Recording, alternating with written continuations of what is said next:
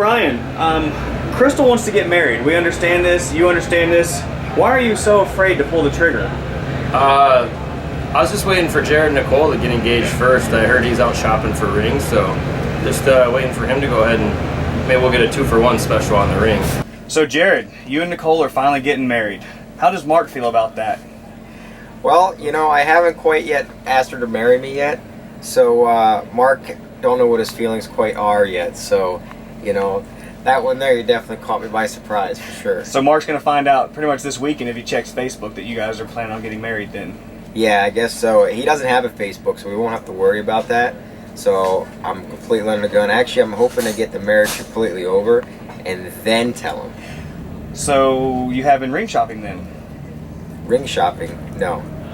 I just buy what I first see, you know? We have on good authority you've already been looking at rings. Good authority? Yes.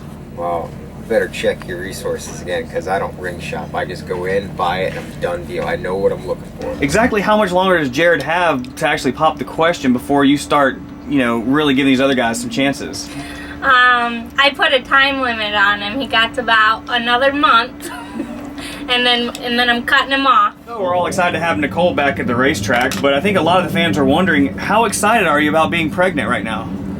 Well, you know, got about 6 months to go, and my leather's still fit, so we're all good. We're told you to have to put a little extension in there, though. Is that true? You're racing for 2 right now. Yeah, maybe in about like, I don't know, another month or so, I'll probably have to add a couple extensions in there, and then hopefully it doesn't come out while I'm on the racetrack. What do you have to say about those that complain about your riding on the mile? You obviously seem to have the miles down packed, but we've heard from numerous sources that, you know, Brian Smith's not the guy out there, other than, you know, they get a little nervous. What do you have to say? All I gotta say is the guys that were complaining, you know, the going gets tough, the tough went home, you know, and I don't know where they're at.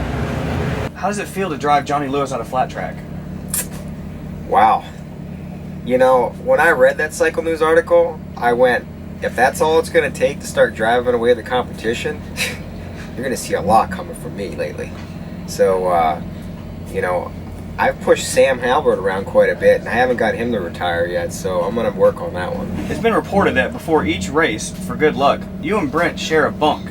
Now, do you guys sleep pole to pole or hole to hole? Wow. Hole to hole or pole to pole? Because you can't sleep pole to hole. No, we usually hit head on one side, feet on the other is what we do. We do it like Boy Scouts. What do you feel about him and Brent when they snuggle together before a race for good luck? Do you get any kind of jealousy in your head about that? Only once in a while, but I got Shayna over here, so you know. I'm noticing a ring on your finger over there. Which of the numerous guys that are currently courting you gave you that? Actually, I kind of go both ways. And it's with my girlfriend, Jennifer Lewis. Shout out to Jen Lewis. Yeah, shout out to Jen Lewis, my cone head. You know, if you guys were watching the Knoxville video when I won, the first person I hugged on the podium, it's actually my girlfriend. It looked like a little butt squeeze, but a hug, you know, you call it your way, I'll call it my way. She's got a fine butt though, don't she? She got a badonkadonk. I was told there's some female with the last name Lewis that's actually stacked up at number 1. What do you say about that?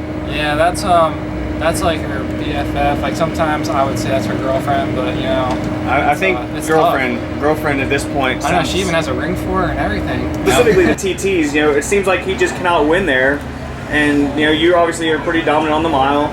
Sammy has been very well at Castle Rock. Henry owns Peoria. He might as well put a house up there. But Jared just seems to fall short. Yeah. No pun intended. He falls short in a lot of areas, according to Nicole. That's what we're hearing also, even from Nicole's mouth. But what do you have to say to them about the news that they're pregnant and expecting? Congratulations. I just hope it's Jared's. Who's a nicer butt, would you say? Sammy or Henry? Sammy or Henry? Who's got a nicer butt? Brian Smith. Oh, throwing in a ringer out there. Nice. Brian okay. Smith. That's a vote for Brian Smith. That came all out the left field. Smiths, all the Smiths across the board have got nice butts. All of them. Fair enough. I think we can all agree with that. And Brian's butt is like a girl's butt. He's got a little bubble booty thing going there. So Brian's got a nice butt. Who do you feel has the nicest butt in their leathers out there? Besides myself, of course, Robby-Bobby. But who's in second place with the nicest butt in leathers? Well, if I had to say, if Mike Hacker was out there, it would probably be Mike Hacker, and Jared knows how I feel about Mike Hacker. Long time crush. I have a crush on Mike Hacker also. He's got that golden hair just flowing in the wind. But so he other makes than cute babies too. Yes. Who has the nicest butt? Definitely me.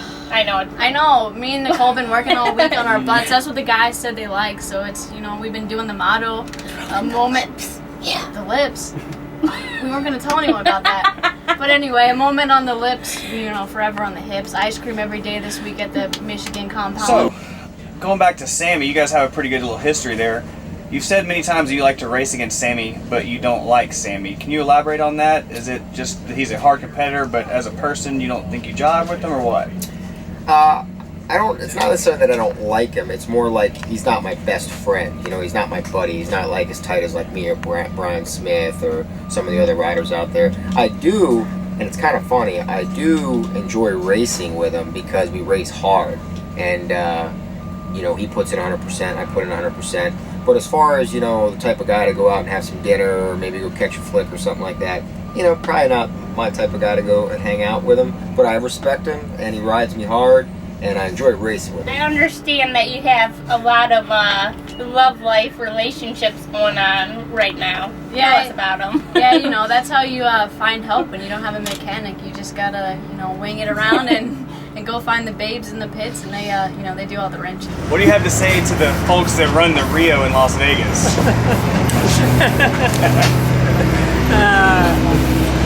They're good people. Are you looking forward to staying there again? Yeah. Call this weekend. Well, actually, we called checking around. The Rio in Las Vegas comes to mind. They weren't really excited to have you back. Is there any truth to that? And can you give us a little history on what happened?